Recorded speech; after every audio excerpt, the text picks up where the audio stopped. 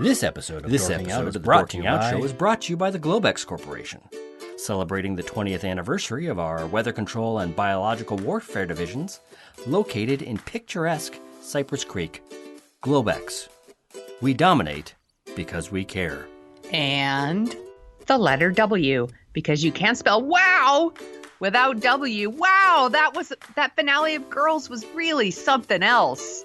I can't believe it ended that way. It's really crazy stuff. Really crazy. You sound like someone who has not actually watched the finale of Girls. I totally watched it. What I are you can talking tell. about? I can tell by the sincerity in your lie. I didn't watch it. I know. That's apparent because you've told me for years how you don't watch Girls. And I would like to point out that over the 43 episodes of this podcast, a aura has grown up around you as the enlightened, sensitive, forward-seeing Sonia Mansfield, progressive on all fronts, while I, Chris Smith, the troglodyte from rural America, am somehow this backwards person. But one of us has watched each and every episode of Girls, while the other one fakes her way through the intro of a podcast. I would just like to point that out. Is it because your wife watches Girls? No, and you just happen to be in the room. Stand it. No, then your wife and I have a lot in common. She ditched. Yes. Wow, that would be really interesting to discuss that on another podcast that is not child friendly. Here ends the intro. Houston, flight is go. Mila, let's go. SPM. Safety contact. From Assignment X, Amalgamated Storytelling, and thesoniashow.com, it's Dorking Out with Sonia Mansfield and Christopher Allen Smith. Welcome to episode 43 of Dorking Out, a podcast for people who like to dork out about stories and the stories and culture that we love. That means movies and TV, books and podcasts, and everywhere and everything else you find stories that interest you, us. This doesn't make sense, but that's okay. If I keep reading it with conviction, it will sound like something. This is the Fate of the Furious Mystery Science Theater edition. With me today is my co-host, professional author and writer of The Sonia Show, Sonia Mansfield. Hey there. Hey. With me today is my co-host, Emmy Award-winning filmmaker and nerd author, Christopher Allen Smith. In this week's episode, we review The Fate of the Furious, the 8th movie in the popular movie series, which I believe is based on the critically acclaimed young adult nonfiction books, if I'm remembering correctly. You are remembering 100% correctly. Good. I am so smart. In our second segment, we talk about the return of Mystery Science Theater 3000, and we end our show by talking about what we're dorking out about this week, including the return of Better Call Saul. Oh, I screwed that up. Oh, you screwed. Yeah, can you say any words? No, none at all. I've got a lot to screw up in this podcast, so let's get started. Way ahead of you.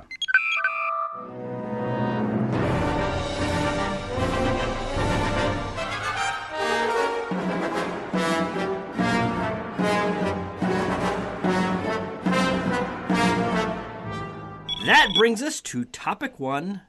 Stupid movies that we love, and completely unrelated, our review of The Fate of the Furious. Sometimes you just want to be stupid. What else can you say about the world's growing fascination with Universal's Fast and Furious franchise of meathead car movies? I say car movies because the series started as a kind of a crime drama with street racing back in the early 2000s, and movie by movie have transformed themselves into a completely different series of movies. The only thing these movies really have in common with 2001's The Fast and the Furious original is they have Vin Diesel in it and flashy douchebag racing cars. The last couple installments have two ridiculous things in common. First, By turning up the spectacle movie after movie, the franchise has morphed into a loony, weirdly campy self-parody of Jughead action movies, showcasing Sharknado levels of intentional ridiculousness. And second, they've become ridiculous moneymakers. The last film, Furious 7, made $1.5 billion at the worldwide box office. Do you know how much this movie made? This movie, so far, I believe the estimates are it will make $500 million this weekend. As longtime Fast and Furious... Oh, what were you going to say? It's going to beat Star Wars The Force Awakens, is what they're estimating. Well, we'll see. We'll see about that. Anyway, as longtime fans of the Fast and the Furious franchise knows, it's based on a series of young adult short stories written by Leo Tolstoy in the 1840s, centering on buggy races and pogroms. Sonia. Everybody knows that. Everyone knows that. That's where these came from. Look it up. It's a fact. Sonia, you have seen only the first two movies when they came out 15 years ago.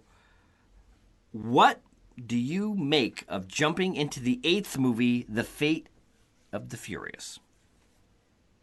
I didn't like this movie at all. At all. I really wanted to like it, actually. I like action movies. I like ridiculous action movies. I really like the Mission Impossible movies. I like James Bond movies. I would even say I kind of actively hated this movie. Oh, do tell. I hated it. It was so smug and like in love with itself that I found it completely inaccessible. I just, why is Vin Diesel a star? That is a fantastic Seriously, question. he looked like he was asleep. That is a great question, given the fact that as these movies go on, they keep adding stars and adding characters. They added Jason Statham a couple movies ago. They've added The Rock a couple movies ago. And all of the big additions that they've made are much more interesting, much more charismatic, much funnier than Vin Diesel. Every scene with Vin Diesel, I was like, did he just wake up?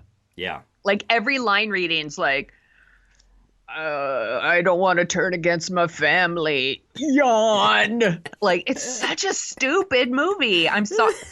I understand, like, that sometimes, like, stupid is fun. I get it. Yeah.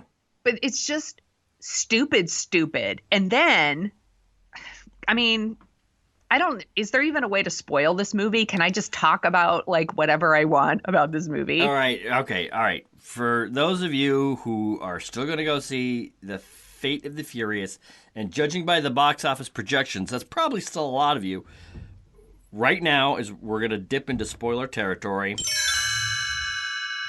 So the whole thing is that Charlize Theron, with her like terrible hair, and you hire someone awesome like Charlize Theron from like Fury Road and, you know, all these action, you know, these other like action movies, and then you just stick her behind a computer the whole time. I'm like, what the hell? Anyway, she doesn't even hire, actually. She like blackmails Vin Diesel's character into like turning against his family. And God, they talk about family a lot in this.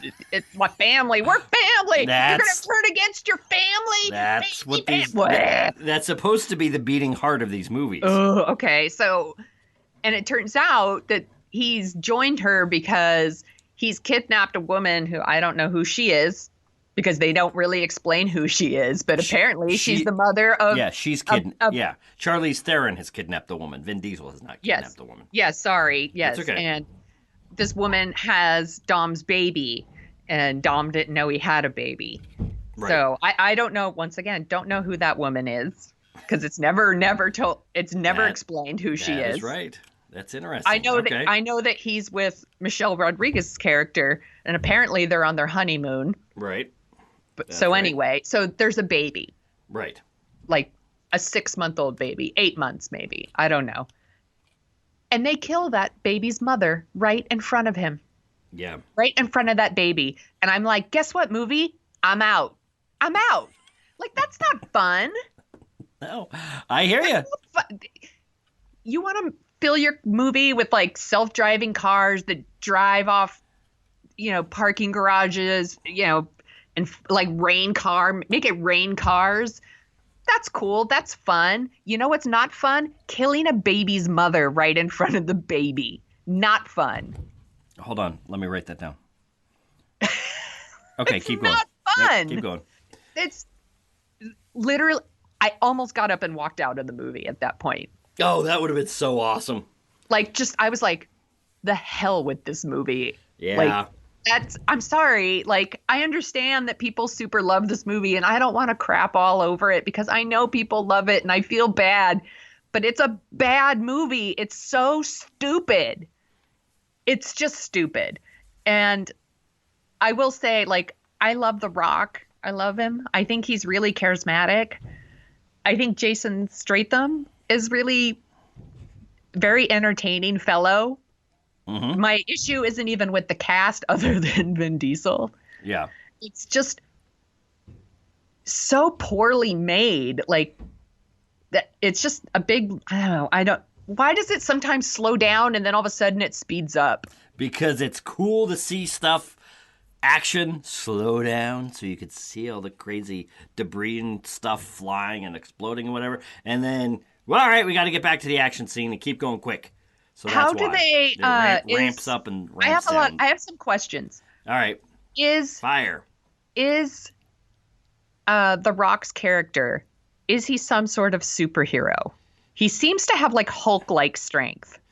It's dialed up to 11. He was some kind of U.S. Marshal law enforcement person. But he's not supposed to be like the Hulk or something because he's crazy strong. No, he's not supposed to be literally a superhero. Okay. And has Jason Statham's character discovered the Matrix? Hold on, let me actually ask you this. Okay. So from your point of view, you were thinking that there might be some sort of scientific crazy. He might be like a Captain America type superhero injected with something that makes him Hulk-like. Yes. Oh, that's interesting. Okay, keep going. And then I wanted to know, did Jason Statham's character, like, does he have like some sort of Matrix-like ability? To do what? Well, he seemed like to be able to kind of run up walls and stuff. Oh, right. Weird. Yeah, there was that. Yeah. And dodge bullets, apparently. That's another spoiler. Yeah. Interesting. Okay. I just didn't like it at all. Yeah. And so who's the woman who's the mother of the baby? So here's what happens. It's kind of also. Okay. Can I? I'm sorry. I have another question too. Wasn't Jason Statham like the bad guy in one of the other movies? Yes. Here's the thing. Okay. Several things. I'm sorry if this is boring to listeners, but like I really haven't seen any of the other movies. I saw the first two in the theater. I haven't seen any of them since, and I've never seen any of the other ones. That's why we did it this way. We thought it would be fun, listeners, for a relative newbie to walk in, watch the 8th movie, and see what they get out of it. And then me, who's watched each of these stupid movies, which I feel are much more defensible than my watching of all of the Transformers movies. These movies are like Sharknado. They are conscious of what they're doing. They're conscious of the target that they're trying to hit. And with each installment, they seem to be getting better and better at hitting it. But Sharknado is not mean. That's true. No, I get it. Here's the thing, though. Outside of maybe Fox's X-Men series, the Fast and the Furious series has the most convoluted timeline and series of connections. Because I think it's the first one happens, the second one happens, then the fourth one happens, and half of the fifth one happens, then the third one happens, then the seventh. That seems overly complicated for a movie about cars. No, it's very complicated. It's ridiculous because what happens is Jason Statham's character kills one of the, the beating heart of this series is Vin Diesel and the group of friends that he's kind of gathered around him, and that's his family. These are, Right. you know, They talk. close, Oh my God. close They talk street about their friends. family. Yeah. So the But- family and the family. We're family. I thought we were family. Are you going to turn against your family? Exactly. I'll never turn against my family. That's family, right. family. You're part of the family now. That's right. Ugh. Yep. So, but here's the thing: is in Tokyo Drift, I think it was, one of the characters gets killed, and then 3 movies later, they reveal that Jason Statham's character is the one, or his brother or something. No, actually, it is him. Jason Statham's character is the one that killed him. Okay, there's So no now, mention of that. No, they haven't mentioned any of this stuff. You're supposed to know all this stuff. That's But then why it's why so were they fascinating. like, that's cool, we'll totally work with that guy? Exactly. That's what's so nuts about this episode is, at one hand, I mean, think about it like this: you have So a if they're all about family and he killed someone that's from my their point. family. That's my point. Think about this: Okay. you have a large extended family and you're very close, and one day somebody murders your sister. Then, 2 years later, for some reason, you find yourself on a business trip with the murderer of your sister. You have a series of adventures on this business trip, and by the end of the business trip, We fall in love. the murderer of your sister has kind of taken the place of your sister. That's It's crazy. that makes me hate this movie even more. Then, the woman that had Vin Diesel's baby. So what happens is Miss Michelle Rodriguez at one point gets killed off, or supposedly killed off in one of these movies. She's gone for a movie or two. Sure. In that time, Vin Diesel falls in love. I think she was like a Brazilian, or like from Rio or something. She was like a Brazilian FBI agent. They fall in love, but then the next movie, Michelle Rodriguez comes back. Like, that's the thing. Like, she's a bad person, and they have to find out she's this crazy driver, and they have to capture her. So they capture her, and then she bows out because she sees that Vin Diesel really loves Michelle Rodriguez, and his great love is returned, even though she had amnesia.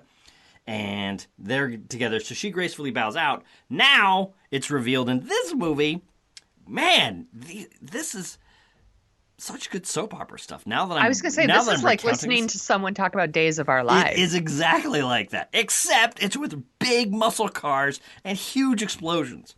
So that's the level that we're talking about here. So that's who that character is. She gets murdered in the middle of this to up the emotional stakes, even though Charlize Theron has already kidnapped her and Vin Diesel's baby. Right. So, well, see, there's now that. I didn't know who that woman was. I just who knew she that was. he was married to Michelle Rodriguez's character. So in my head, I was like, well, if that's his baby, then that lady's going to have to go because they're going to be a family. Right. And she's going to be the mother to his baby. Michelle Rodriguez is. Right. So I kind of already knew that something was probably going to have to happen to that woman because they couldn't have a blended family. Well, no, she's got to go. She's here- got to go. Sorry, Michelle Rodriguez is his one true love and is going to be the mother to his baby. Here's what's interesting. So bye, blonde lady, well, who maybe. I didn't even get to know. Now that I think about it, did he even say her name in the movie? I don't even- I'm sure he did at some point. But what I was going to say is, what's interesting is this movie is so pumped up with testosterone and so in love with itself and how manly and charismatic most of the male leads are, that for a moment I thought, you know what I bet's going to happen? They've done this in the Star Trek series. They do this periodically in recent years to show how much of a man these movies are. I bet what's going to happen is at the end of the movie, he's going to save the mother of his child and Michelle Rodriguez, and he's going to be such a man that they're going to start a triad marriage. I thought it was going to be like a threesome marriage because that's how much of a man Vin Diesel was. But apparently they didn't go that far. Oh, that's too bad. Now I would have been interested. Which I'm very... But Yeah. instead, they killed a baby's mother right in front of him. That's right. They kill the baby's mother right in front of him. So what's happening is So now that's not fun. that's not fun. And then Charlize Theron is flying around the world on this super jet with the cars of her henchmen, a bunch of henchmen, a cell for Vin Diesel's baby and the mother, and then just the baby. And that's how she's holding Vin Diesel. She's the super hacker. But then she is. I want to ask you about I this. love the computers in this movie That's too. right. Where it's like, a little like, well, let's see if we can hack into the Russian blah blah blah blah blah, and then you hear, right. then you see like, Type. I did. That's right. Here's the thing, and I got to credit friend of the show Jeff Bond with this. He made this observation 20 years ago, and it is so perfect. And I was laughing at every point in this movie. Is nobody uses a mouse in movies. It's all keyboard, all hotkeys. Nobody touches a mouse, moves a cursor, ever. It's just type. Nothing, no amount of hacking needs more than 5 minutes to get done. Yeah. No, it's usually 25 seconds of frantic typing on a keyboard. It's almost like playing a video game where if you mash your buttons faster than the other hacker mashes their buttons, then you're in, or then you can stop them, or then they can push you or something. It's really just, it's quite ridiculous. But this brings us to my central question of this movie. When a movie is so aggressively dumb and owns its own aggressive dumbness, how do you judge it? And the reason I mentioned Sharknado in the intro is Sharknado, one of the things that's kind of brilliant about it is that it makes fun of itself before anyone else can make fun of it. It's almost weirdly critic-proof in that it knows 100% what it is, it knows 100% how dumb it is, and it has a huge amount of fun once it's established those things. I got to say, I'm kind of shocked, having watched our friend Anthony Ferrante direct the 5 Sharknado movies, how much this multi-billion-dollar franchise has come to resemble Sharknado movies. You take out sharks, you put in cars. It's just dumb, crazy, amazingly thinly plotted mayhem from beginning to end. At the end of this movie, 2 things happen I want to talk to you about. One of which I want to talk to you about. One of which is the group of people in Vin's family are running from a submarine that is chasing them across the ice. And of course. And The Rock gets out and kicks a torpedo into one of the bad guys. Then, and by the way, I was still like, well, he's some sort of Hulk or superhero, right. so of course he did. Of course he did. But here's the thing, and here's where I think is the secret magic and why people still really like these movies.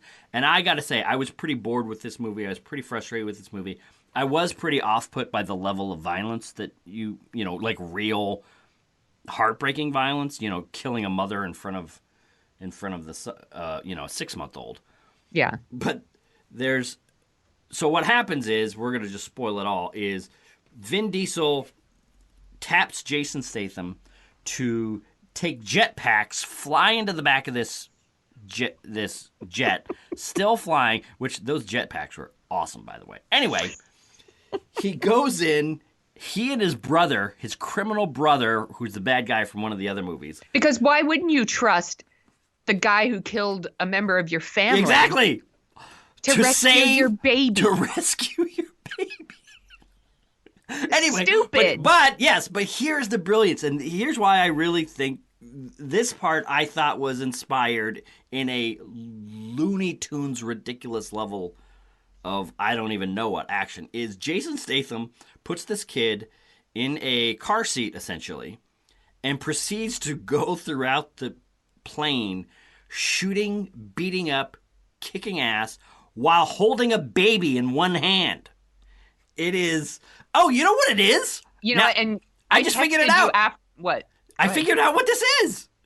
Okay, in Airplane, there's a scene where Stryker is painting something, and what he's painting is like an army guy with a machine I know exactly gun, what you're talking about. and in the other hand, he's holding a baby. That's what this is. He's fighting a war with a baby. That level of ridiculousness in the Airplane, now I realize it, is coming true. So, yeah, the Fast and the Furious movies really are almost like a spin-off of the Airplane movies now. They've become literal parodies. So, I have two. Yeah. I have two questions. Okay. Because now you're telling me that they're not any kind of superhero, any of them. Well, actually, wait. I want to ask you. Okay. Okay. Well, I rambled all the way to my question. When we came out of our movies Thursday night, we texted each other, and I was very curious what you thought of the baby fight. Jason Statham being kind of a good babysitter and talking to the kid and seeing if it's okay, making sure while he is murdering a plane load of men, of bad guys. What did you think of that scene? I hated it. Is that what I said to you? That is. Why did you hate it, or were you just so checked out at that point that this movie could do no right? It was stupid. Okay. I was already just completely checked out. Okay. No, that makes sense. Like I told you, once they kill a mom in front of the baby, I was like, this movie ceases to be any kind of fun for me. Got it. That makes sense. I would much rather watch. You compared it to Sharknado. I'm not just saying this because our friend directed those movies. I would much rather watch a Sharknado movie than this movie. Yeah. This movie is a POS. And I believe that's what I texted you after the movie and was like, how dare you make me see this movie? I'm looking now. I texted you and said, I hated it. I hated this movie. I didn't like it at all. So here are my two other questions. Okay. You're telling me that Vin Diesel is not fireproof. Oh, that's right. He full on should have burned to death in the opening scene. He should have burned to death. And then 3 times in this movie. And then walks out of a fireball in the finale. That's right. You know what? That might not be a bad alternate theory of these movies. They live in a world with superheroes. Vin Diesel's power is he cannot be burned.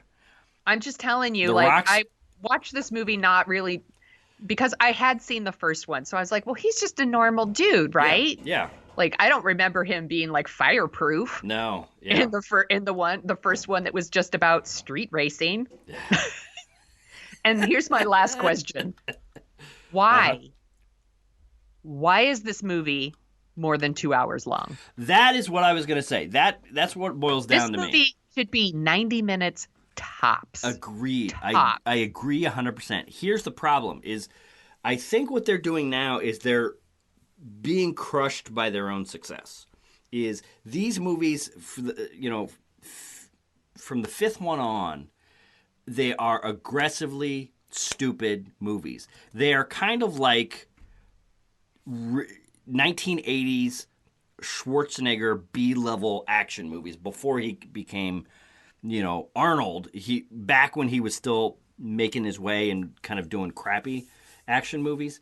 This is that kind of movie, that level of movie, just with modern movie-making technology and modern polish. So they're meant to be I done. like those movies, and I just... No, I agree. Here's the problem, though. They've gotten get on board with. Yeah, they've gotten so successful and so full of themselves that they have to feel like we have to have, 5 big action sequences. They've got to go on for so long. There were I thought, some interesting and fun ideas in this, like the taking over all of the computer-controlled cars in a city and what you could do to a city if you could control all the cars driving around, raining cars and all that. I mean, there's some genuinely good moments, but man, this movie just dragged and dragged and dragged, and by the end, they had turned the dial up so high that Vin Diesel literally is just standing inside a fireball.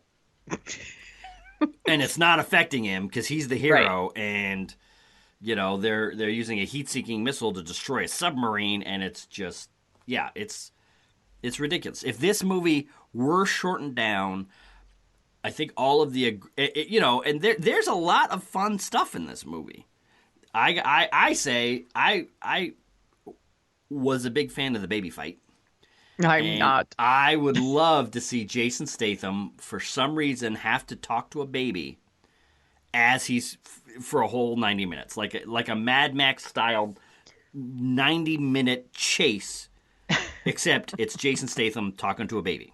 I will say, I think The Rock, and he doesn't even go by The Rock anymore, does he? He goes by Dwayne Johnson. He does, but everybody still calls him The Rock. And Jason Statham, they seem to be in a different movie. They're in a fun movie. They're in a good movie. I was like, that might be a good movie. I might actually enjoy that movie. Yeah. I didn't like the other movies. Okay, I'm sorry. I said I had no more questions. I do have one more question. How does this movie get the cast it gets? How do they get Kurt Russell? How do they get Helen frickin' Mirren They make in this movie? An insane amount of money, and they can pay them for, like Helen Mirren's part. I'm sure she was on set for a day and a half and made God knows how much money. Yeah. How do you get Charlize Theron for this movie? I don't know. She's an Oscar winner, for Christ's sake. Well, two things. One, she's an Oscar winner. Two, before my screening of The Fate of the Furious, there was a preview for Atomic Blonde. That looks awesome. And she looks like the second coming of Keanu Reeves in The Matrix. She looks unbelievable. I'm like going to see that movie. Serious butt kicker. But you take that preview, what she showcased there, you take what she showcased in Mad Max Fury Road, then you watch what she does here, which is sit around an airplane and type on a computer. And it's that was money well spent, you guys. Yeah, exactly. It's ridiculous. And I guess she's supposed to be the smartest person in the movie, so there's that, I guess. But the level of meathead testosterone in this movie, and I don't mean to say that in a disparaging way because that can be very fun, but this is the movie. I wrote this down, so I'm going to say it before we close out this review. This is the movie that would be made if you gave the guys who get in fights outside of bars at 2 a.m. If so you got the two guys fighting outside the bar, and you got the 20 friends around them egging them on. You grab those 22 people, give them $200 million, see what kind of movie they would make. This is the movie they would make. This is just dumb chowderhead fun. But because it is so overburdened and so overladen and so self-serious and so whatever in certain points, it's, I would say, on balance, this one is not really worth seeing. I was just going to ask, how does this one compare to the other ones? Well, I know the segment's running a little long, so I'm really sorry, but I do want to ask because, like I said, I haven't seen the other ones, and I'm wondering. What I kept hearing about those movies is they're really fun. They're really fun. Yeah, and I was like, oh, maybe I should watch them because maybe I like that stuff. I did put off like the Mission Impossible movies for a really long time, and I finally watched them, and I was like, these are really fun. I'm so glad I watched them. Yes. And I thought that about this, but I didn't watch any of them because I thought it might be more fun for listeners if I didn't. So I didn't. Fun for me. I know that. And I just found this movie to be... So, like you said, very kind of serious. People were saying that it doesn't take itself seriously. It seemed to take itself pretty seriously to me, and well, that's what's weird. It just It wasn't fun to me at all. I didn't laugh. I didn't think anything was cool. Yeah. I hated Vin Diesel. Yeah. I didn't have a good time at all, and I'm wondering, is this movie representative? Well, like I was saying, kind of at the beginning, is. Each movie seems to get progressively 10% more ridiculous. And when you do that over a series of 8 movies, by the time you get to the 8th movie, it's Crazyville. So which one's the best one? I liked 5. There's the one, I think it's the one in Brazil where they boost a safe and they drag it through the streets of Rio de Janeiro. And it's a car chase where they're dragging a 20-ton safe behind the cars or whatever. So if And I that's wanted a lot to of watch fun. one, I should watch 5. Yes. Yeah, and you know what? Now that Because people super love 7, right? well, they love 7 because Paul Walker, who is in most of the Fast and Furious movies since the beginning, and it was kind of most of the movies were the relationship between he and Dom. He died in the middle of 7, and there's kind of an emotional send off for him. So there is a kind of level of love and a level of that's where the family thing really kind of kicked in, and like we're all together and we've all chosen these people around us as a family. And this movie is just, well, I'll get into a little bit of the gossip. This movie, it's been buzzed about for months about how Vin Diesel and Dwayne Johnson did not get along. And if you notice, Vin Diesel is not in most of the scenes with all of the other cast members. He's in scenes either alone or he's in scenes with Charlize Theron, and that's it. Right. So I suspect he's difficult. And supposedly, the last couple chapters, they've been introducing kind of the plot or the hook for the next movie in the post-credit scene. That's where Jason Statham made his first appearance. Was there a post-credit scene here? There was. I didn't stay. No, here's the thing. There was one with The Rock and Jason Statham. Oh, okay. Them being friends and doing something. And apparently, this is the gossip going around the internet and on some trade news sources, Vin Diesel was not happy with that. Well, too bad. And demanded that Universal take it off. And because he is the star of Universal's biggest series that's on point or on pace to make more money than Star Wars, right? They listened to him and they took it off, and there was no post-credit sequence. Oh, but so there is one out there. It's just there was one that was shot, and then there was it was on the movie until a couple weeks ago, apparently. Okay. And they took it off. Oh, that's interesting. Yeah. Well, then I'm glad I didn't miss anything because, boy, the second I thought this movie was over, I was out. Yeah.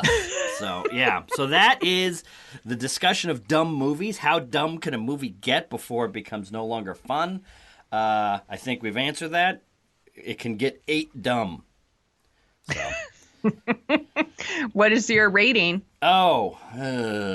You're the one that likes it to rate so much. Yeah, so. I would say 4. This is a 4. There are moments that I really like, so it's not going all the way down to 1.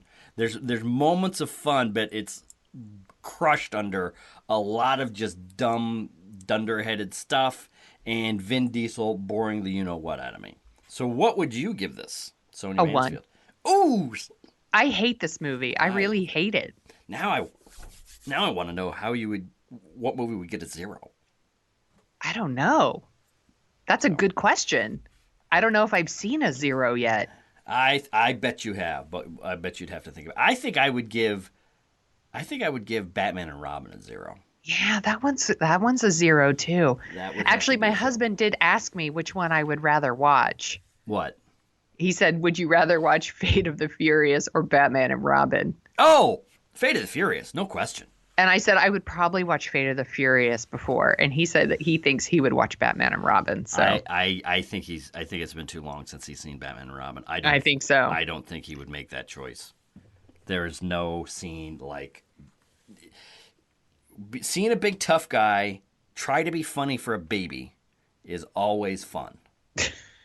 Seeing the soft side, that's the thing that was so fun about it, is like he was not like, I'm the big tough guy. Nice to see you, baby. Yeah, that's right. He was not the big tough guy, oh, I guess I gotta take care of this baby. It's like he was trying to make the baby his friend.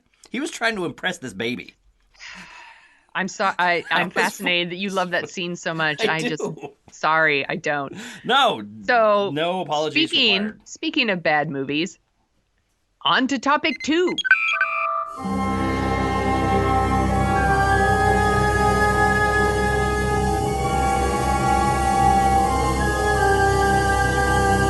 Topic 2, Mystery Science Theater 3000 is back. Originally a UHF show in Minneapolis in 1988, Mystery Science Theater 3000 became a Comedy Central staple until its cancellation in 1997. It was picked up for 3 more seasons by the Sci-Fi Channel until it was canceled again in 1999. So it aired for a total of 197 episodes and 1 feature film that I think is really funny. Somebody's been reading Wikipedia. I have.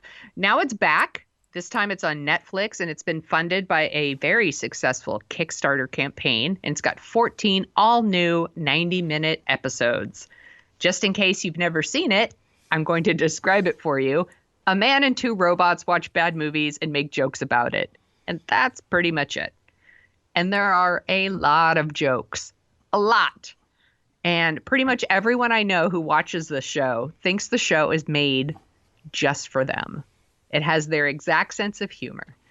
I watched the first episode on Friday night of the new series, and it made me so happy. Yeah. There's something so comforting about Mystery Science Theater 3000, and I was trying to think about why do I think it's so comforting? And this is what I came up with. I watched the show a lot in college. You and I used to watch it. Yeah, we did. That's true. And it was always on, really late at night. So I think it would come on at like midnight or something. Yeah. And yeah, so it was nuts. And I would come home from work, and because I worked at the movie theater, and the last movie gets out at like midnight or something. So then I'd come home. And the reason I find it so comforting is like no matter what kind of crap day I had, I would come home and I was like, I'm finally home. And I would just watch Mystery Science Theater 3000. And it always made me laugh. Always. Yeah. And I watched the first one. And I just, once again, I thought it was so funny. My husband and I watched it together, and we were just cracking up. I even did a spit take at one point. Holy cow. I really, really loved it. I'm so glad it's back. I really like the new guy. I think he's great. Jonah Ray, yes, Yeah. who is a podcaster extraordinaire, famous for being on The Nerdist with Chris Hardwick. I really like him. Yeah. No, he's fantastic. I love Joel, the original one, and I loved Mike too. I wasn't one of those people who's like, I hate Mike and I like Joel. Like, smart. They cast very likable people, in these roles, and I really liked it. What did you think? I liked it quite a bit. I really did. I think, maybe I'm misremembering the Joel Hodgson and Mike Nelson era, but this one seemed more packed, more sharp. It just seemed sharper. It seemed funnier. The comedy bits in front of the camera were, I think, still trying to find their feet. I've watched portions of the first 4 episodes, but once they get into the screening rooms with the little silhouettes and start capping on the movies, man, they were really good, really funny, really tight. And it's I wonder. One of the things that I found myself feeling, I had kind of Mystery Science Theater, I think for a certain generation, our generation, holds a huge warm spot in our hearts. But 2 things. One, I don't think I was able to make it from beginning to end of a full episode. I think there were like two and a half hour episodes sometimes. And it's after about the first hour, it's like, all right, I've seen rapid fire jokes about a bad movie. I've seen them make fun of the monster. I've seen them make fun of the cardboard special effects. I got it. I'm good. And then it goes on and on and on and on Right. and on. And I felt that same thing here. But then I was thinking, I understand the conceit as they send up bad movies to torture this guy in the Satellite of Love. That's kind of the weird backstory for this.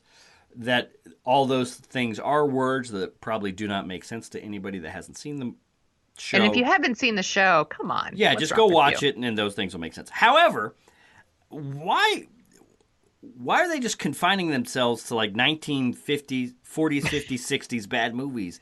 Why aren't they taking... Well, shots at like other than licensing, why couldn't they take shots at like bad episodes of TV shows, or they could put like 3 episodes of Suddenly Susan together and make fun of those.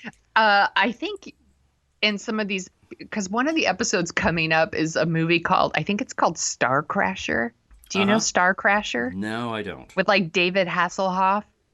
And it's like a Star Wars ripoff, I believe. My husband says this is a legit good movie. It isn't, but he thinks it is. And that movie is probably late 70s, early 80s. So okay, well, that's relatively recent for Mystery Science Theater. And what's happened is, since Mystery Science Theater broke up, and I think Mike Nelson went off to do Riff Tracks, which I've seen, actually. They've come here to San Francisco before. It's really funny. And one of the clever things that they do is, what they will do is make they'll do big movies. They'll do like Titanic or Star Wars or Star Trek or whatever. And then what you do is, you don't get the little silhouettes or anything. You just start the movie and then start the MP3, and they will heckle the movie for you, which is really fun. But I would like to see real big movies or TV shows or something made fun of. And I was thinking about it. What's to stop Netflix from just taking some of their Adam Sandler movies and saying, all right, guys, have at 'em. They really should. Or you know what I would love to see? I would love to see, and maybe they don't do this because it's a kind of it's a kid-friendly television show. It totally is. I would love to see them take a shot at, 2 or 3 episodes of House of Cards, or, it sounds like Iron Fist is not doing that great. They may as well go after the Marvel universe with this. So, yeah, that's what I would love to see. Well, maybe you're predicting what's going to happen in later seasons. Now, correct me if I'm wrong. They went after Stranger Things in one of these. I've seen some tweets about that, but I actually haven't. Well, I think they were joking about Stranger Things. I don't think they're actually going after Stranger Things. Right, but I thought they actually, I saw the silhouettes and saw the thing, but I didn't have time to watch the whole thing. I haven't watched it, so I don't know. I have to say, in general, I'm not always a fan of the, like, let's reboot blank and let's bring back Fuller House, or, I'm like, come on, like, let's just let some things go. Like, everybody wanted to, like, they brought back Arrested Development. I haven't even watched that. When people didn't want to let Community go, I was like, come on, just let these people move on to new projects. They want to do new things. Right. I'm not always a fan of let's bring everything back. But I think Mystery Science Theater is actually a really good example of it's kind of made for this sort of, like, for coming back. It's such an easy show to revive because the premise is so simple. Yeah. That you really can just plug in like any likable, funny dude with some good joke writers, and you're good. Yeah. Yeah. I would, I think that's the thing. I think they've been a little too faithful to what they did 20 years ago. I would have loved to see it be, for them to expand it a little bit, Which they might. Who knows? Which they might. I would. Yeah. That is my only thing. It's amazing how much of the Generation X comedic sensibility came from this show. The kind of snarky, ironic, eye-rolling, smug. Do you know, last year I recommended the show to my niece, who's 14, and she started watching it immediately and then, like, thanked me for recommending it. And she's like, the show it's like it's made for me. And I was like, yeah, that's how everybody feels when they watch this show. That's right. That's how all of the Mansfield women feel. We do, but I think that's how most people feel. That's right. Because there's so many jokes that even if one joke doesn't work for you, the next one probably will. Yeah.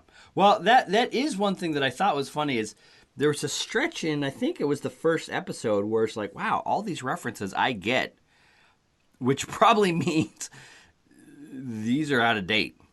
You know, there's a lot of like Rock Lobster and like a lot of B-52s jokes and stuff. And Right. there's like a They Might Be Giants riffs in there. It's like, oh my God. I get this stuff, but I can't even imagine what a Justin Bieber fan that stumbles across Mystery Science Right. Theater on Netflix. Well, they'll get the joke after that. Yeah, they'll get the joke. Yeah, they'll get the joke somewhere. So, but yeah, no. So yeah, there's not a. I don't have a whole lot more to say other than it's fantastic. It's really funny. It's really enjoyable. Yeah, it's me great. too. I'm really glad it's back, and I give it a big thumbs up. I think people should definitely watch it. Skip Iron Fist. Watch this instead, That's right. and then thank us. That's right. On to our favorite headlines and things we're dorking out about. We forgot, by meaning me, what the name of the segment was. But that's what we're doing now.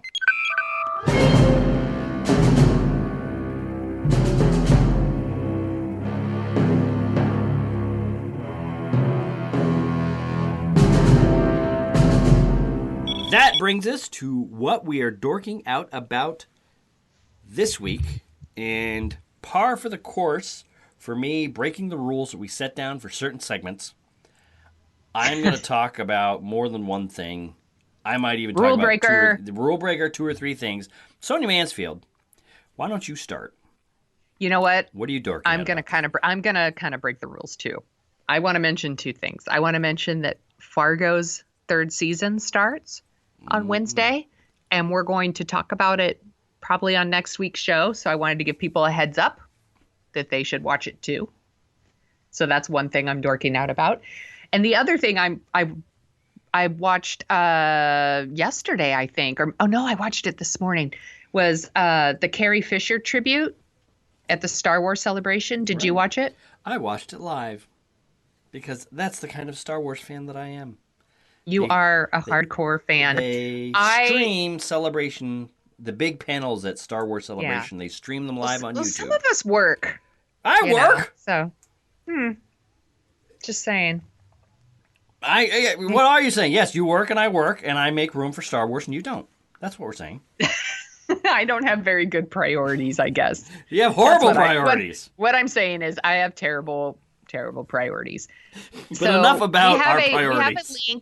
We have a link in our show notes to the tribute, and it's really, really great. And I think people should watch it. And, you know, there is more to Carrie Fisher than just Star Wars. She was, you know, a really terrific, funny writer, you know, probably worked on the scripts for probably every movie from the 90s you love.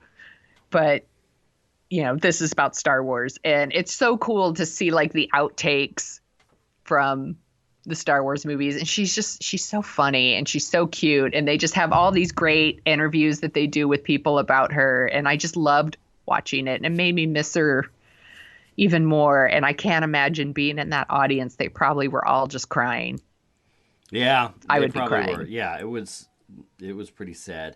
Now, for you cocaine fans out there, they did cut out all the cocaine usage from the footage of Return of the Jedi and Empire Strikes Back behind the scenes stuff. Just FYI, want to let you know. I think she would appreciate that joke. Anyway, I think she was actually. no, it was very touching. You know, it is fun to see how this series of movies that we love like crazy continues to grow and get bigger. And, you know, there's the famous line from the original Star Wars, "Strike me down and I will become more powerful than you can possibly imagine." And it seems like every, you know, Han's death in The Force Awakens, and now unfortunately Carrie Fisher's real death in real life, seems to be pouring love into this series that people are just loving more and more and more. And it's you know, it's moving to see a real important piece of our cultural heritage treated with respect like they did with her in this tribute. It's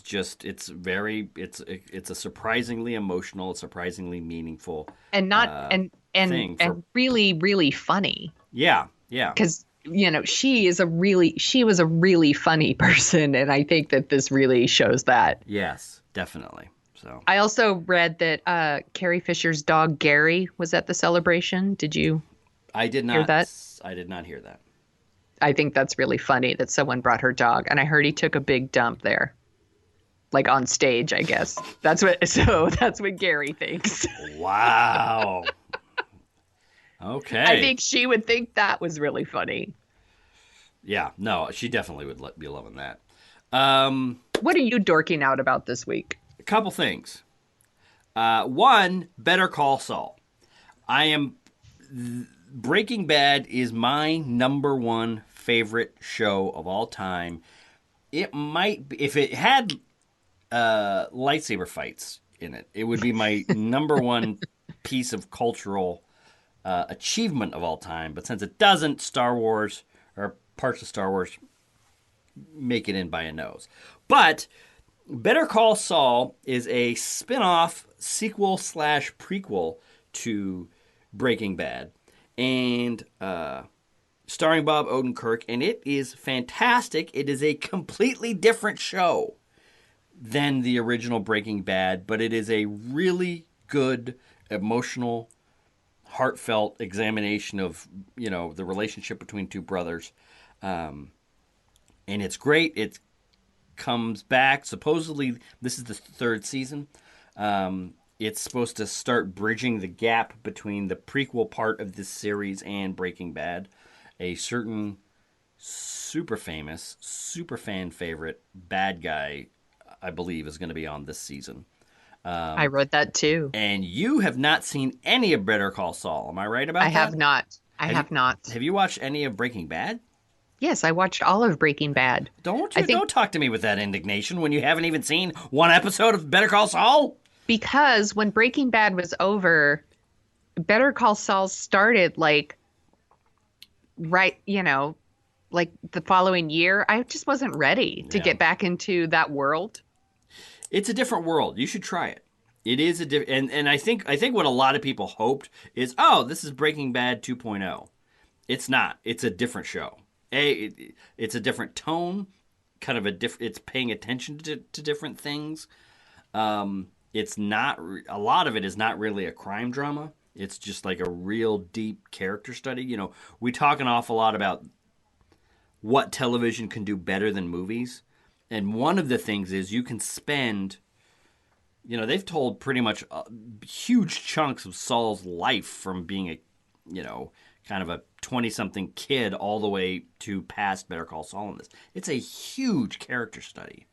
And his relationship with his brother is really touching and meaningful and, unfortunately, tragically realistic. So I will try. I will try sometime. It's just in this era of I hear you. Of peak TV, things don't make the cut. No, that's true. I'm sure. It's not that it's not on my list. It most definitely is. Right. In this, especially in this era, I'm sure there are a lot of American fans right now screaming at me for being so haughty with you when I've seen 4 episodes of the 5 seasons of what is supposedly the best drama on television right now. Right. So, what else are you dorking out about? I know you have other things. 2 other things. One, Ron Howard announced this week that he is making a film or adaptation of the the big nonfiction book of the last couple of years, Hillbilly Elegy, which I am, J.D. Vance's best-selling coming-of-age memoir, Hillbilly Elegy, that takes an examination of essentially poor whites in America and talks about, I think, draws a lot of parallels between the experiences of poor whites and poor African Americans and poor Hispanic Americans, and basically talks about the poor from the perspective of his life and poor whites in, I believe it's Appalachia. And just so it's a comedy. God, yeah. Here you go. Here comes Sonia Mansfield, San Francisco citizen, making fun of anybody east of the Bay Bridge, but whatever. I kid. You kid because you despise. But anyway, Yes. um, Love hate. I've been saying for years. I don't think on this podcast, but there's a certain class of working man or working woman movie that I just want to see that they don't make anymore. Like, the Silkwoods or like for a comedy like Gung Ho, where it's just like regular people with regular problems that don't live in multi-million-dollar houses that are not. Well, this is why we talked when we talked about S-Town. Yeah. And we were like, finally, like some stories that are not New York, LA, or Chicago. Exactly. But that's been a huge component missing from movies, and these are a lot of movies that I really liked, and that they used to make a lot more in the 70s, and they pretty much made. Gosh, now that I think about it, it's only the last 20 years where they really haven't made a lot of movies. That's why Hell or High Water was something that stood out so much. Yes, exactly. Hell or High Water. But the thing about Hell or High Water is, it's a crime drama or something. Just like regular dramas where nobody gets shot, nobody gets killed. What? They don't make those anymore. The biggest threat is your jerk boss might make you work on Christmas or fire you when your kid's sick. That kind of it's problems that most people have. Anyway, so I am very happy to hear. It's been a while, I think, since I've seen a Ron Howard movie that I just flat out loved, even though I've loved a lot of his stuff. So I'm very excited to see the kind of care and that he's going to take making a drama out of this, which I'm very excited. But the last thing I'm dorking out about is a little-known movie that's coming out in December. Put out a trailer this week. I'm not even going to mention the name of the trailer on this podcast. I'm just going to put it in the show notes. You probably haven't seen it because it's so small and obscure. But scroll down to the bottom of the show notes and take a look at this trailer. I think you will enjoy it. Sonia Mansfield, is there anything else that you would like to say? I'll just say goodbye. Oh, wait. Sorry. My mistake. Next week, we might have our episode come out on Monday, the 20-somethingth. It might be Monday night, Tuesday, but we'll see. Sonia and I are going to be traveling. Oh, yeah. So we might actually be a little late in putting the episode out, but don't worry, it'll be there. We're going to have a very special interview. And the episode will be out, the 24th or the 25th? Somewhere around there. And then also, we are doing another episode of Dorking Out about trailers. That should be coming up in your feed a little bit later this week. So look forward to that. We are going to be talking about the small, obscure, tiny movie that I hinted at earlier on that podcast, along with some of the other big trailers that have come out recently. All right. And now. Smith. Yes? Why would you turn against your family? Because I hate them. And I am a bald egomaniac that looks like a thumb. That's why.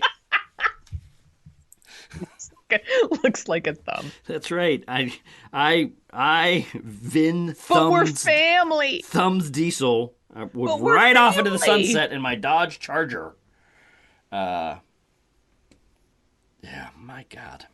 All right, sorry. Sonia Mansfield, is there any other way that you would like to kick the Fate of the Furious before we're out of here? No, I'll just say goodbye. Bye!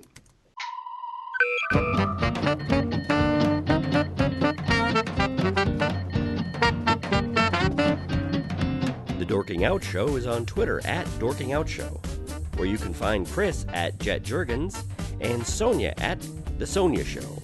You can read about Sonia's random adventures at thesoniashow.com and track the slow and creeping progress of Chris's novel and his other hijinks at jetjurgens.com.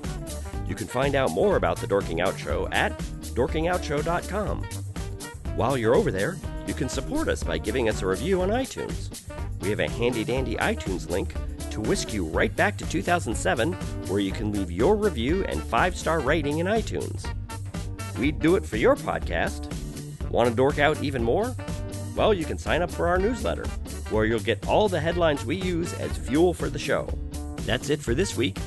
Thanks for listening.